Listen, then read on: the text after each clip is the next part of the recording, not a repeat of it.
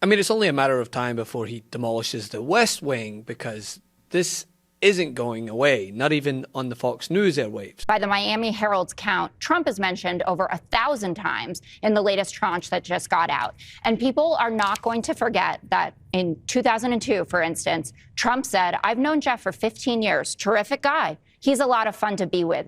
It's even said he likes beautiful women as much as I do, and many of them are on the younger side. But if you want to be throwing around single emails from a random fundraising group to try to make Brooklyn Barack look bad and not acknowledge how many times Donald Trump is mentioned in these files, you're just going to look dumb. And oh, that's gonna hurt! It's been a week to forget for the current president. His efforts to block the Epstein vote failed, with even the likes of Lauren Boebert, known for feasting at the scraps from his table, refused to sway her vote despite his best efforts. It sure looks like Congresswoman Lauren Boebert did a brave thing today. Any reaction to Leader Thune seeing the bill without adding amendments or changing it? I am deeply disappointed in this outcome. I think I've been at the state dinner. I don't know. I was just told that Chuck Schumer rushed it to the floor and put it out there preemptively. It needed amendments. I just spoke to the president about that. We'll see what happens. So do you think he may veto it? You say you spoke to the president? I'm not saying that. Is he supportive of it in its current form?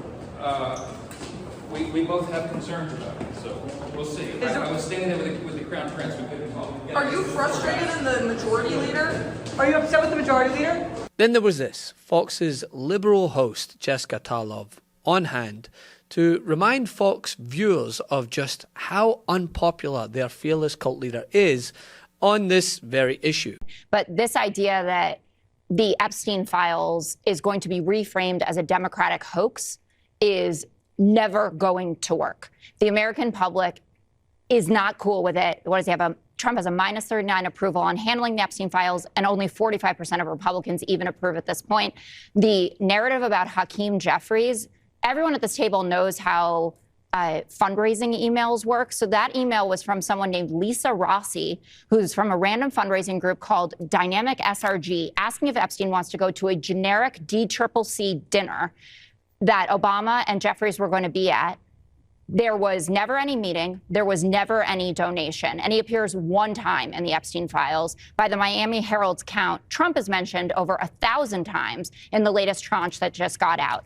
And people are not going to forget that in 2002, for instance, Trump said, "I've known Jeff for 15 years, terrific guy. He's a lot of fun to be with." It's even said he likes beautiful women as much as I do, and many of them are on the younger side. I have never alleged, and I am not alleging now, that Donald Trump has done anything untoward with an underage woman. But if you want to be throwing around single emails from a random fundraising group to try to make Brooklyn Barack look bad and not acknowledge how many times Donald Trump is mentioned in these files, you're just going to look dumb. And I would encourage everyone to not look dumb. But it's other people mentioning him. It's not his fault when people want to get him. I just read a quote. But that was one quote, but other people are mentioning it to stop him. They're like the other person who wanted. They were all trying to stop Trump. Why did he want the files to not come out this badly? And this comes after a turbulent tug of war involving an often visibly shaken Mike Johnson, who can be seen scurrying from reporters after the Senate passed legislation to declassify documents related to Epstein without the amendments that he and the White House had sought so diligently. Donald Trump's dictatorial power over Congress will not continue. Today, Donald Trump is the biggest loser in presidential history on legislation passed by both the House and the Senate that is a direct rebuke of the president. No president has ever suffered a personal rebuke on legislation anywhere close to the enormity of what Donald Trump suffered today. Mike Johnson spent the year doing Donald Trump's dirty work in the House of Representatives by blocking any chance for a vote on releasing the Epstein files. And then when the vote was forced upon him, Mike Johnson completely surrendered. And then Mike Johnson was doubly humiliated in his surrender today after he said this. I called my counterpart in the Senate, Leader Thune, and I talked him through this with him and shared our deep concerns. And of course, they share those concerns as well. And so I'm very confident that when this moves forward in the process, if and when it is processed in the Senate, which there's no certainty that that will be, that they will take the time methodically to do what we have not been allowed to do in the House, to amend this discharge petition. He was guaranteed by Republican Senate Majority Leader John Thune that the Senate would amend the bill passed by the House and include the kind of changes Mike Johnson insisted were necessary. It is going to have to add amendments or try to add amendments. And now I know someone is lying. Bill forces the release of the documents despite the White House's objections. But then again, if you are to read between the lines on what AG Pam Bondi was saying yesterday, there's plenty of cover to be run yet. Madam Attorney General, do you mean that you will provide all the files by 30 days? We will follow the law. The law passed both chambers last evening. It has not yet been signed, but we will continue to follow the law, again, while protecting victims, but also providing maximum transparency. Madam Attorney General, the DOJ statement earlier this year saying that the files would not release mentioned the fact that the review of the documents and the evidence did not suggest that any additional investigation of third parties was warranted. What changed since then that you launched this investigation? Information that has come for information. There's information that new information, additional information, and again, we will continue to follow the law, to investigate any leads. If there are any victims, we encourage all victims to come forward, and we will continue to provide maximum transparency under the law. However, as I've said until I'm blue in the face, right? Let him continue on this path. The more that he fights, snaps at reporters, and tries to sway votes, the guiltier he looks, because his administration, while claiming that they are the most transparent in history, their actions fly in the face of that. I believe that many of the people some of the people that we mentioned are being looked at very seriously for their relationship to Jeffrey Epstein, but they were with him all the time. I wasn't at all. And we'll see what happens. What I just don't want Epstein to do is detract from the great success of the Republican Party. Constantly blocking efforts, avoiding, deflecting, pretending more than anything that they care about victims, which is pathetic because those very victims have come out in droves to say, release the whole files. The data backs up the disconnect, right?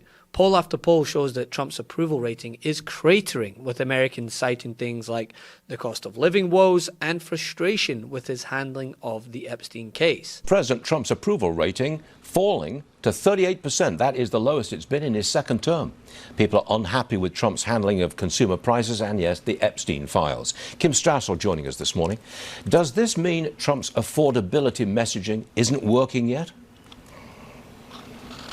Yeah, I think that's absolutely right, Stuart. And this is a huge wake-up call for Republicans. And if you actually look at Trump's approval rating, it actually has been sliding for a while.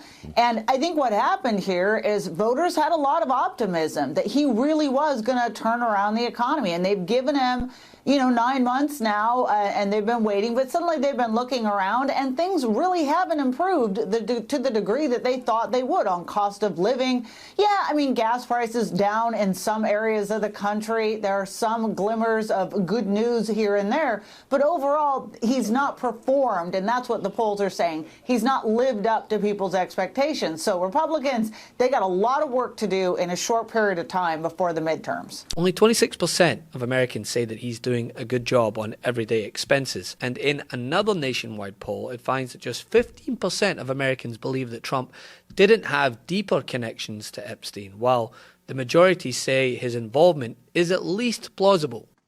This is the President of the United States standing beside his best friend, Jeffrey Epstein. As we all know, Mr. Epstein is one of the most notorious sexual predators in American history. For 8 weeks, the Republicans on this committee have chosen to protect these two men instead of providing justice to Mr. Epstein's victims. Now the administration is panicking. First, they campaigned on releasing the Epstein files. Then AG Bondi and Associates did a photo op with the files, and she said, and I quote, "The Epstein list is on my desk." Then somehow the Epstein list didn't exist. Then the Epstein files became a Democratic hoax. Now the president is supposedly supportive of releasing the files, even though he's currently ignoring a congressional subpoena to do so. Now the president is simply crashing out. And it's because he can't seem to explain his special decades-long relationship with one of the most prominent sexual predators in American history. It's already public that he's in the Epstein files, but his administration is hiding the context of his involvement, if any, with Mr. Epstein's horrific crimes. And lastly, the recent Marquette polling should give the GOP nightmares from now until next November.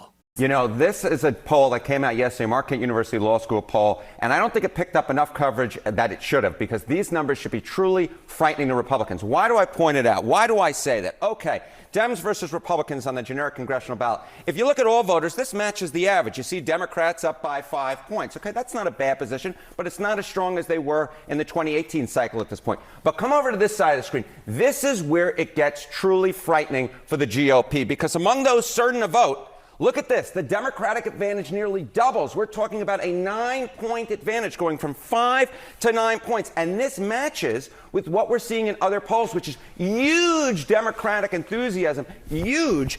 And more than that, remember, elections are not just about persuasion. They're about turnout as well. And what this suggests is Democrats are far more likely to turn out at this point. A 9-point advantage going from 5 to 9. That is A+, 2 thumbs up. Great news for Democrats. Can't get enough Meidas? Check out the Meidas Plus Substack for ad-free articles, reports, podcasts, daily recaps from Ron Filipkowski, and more. Sign up for free now at MeidasPlus.com.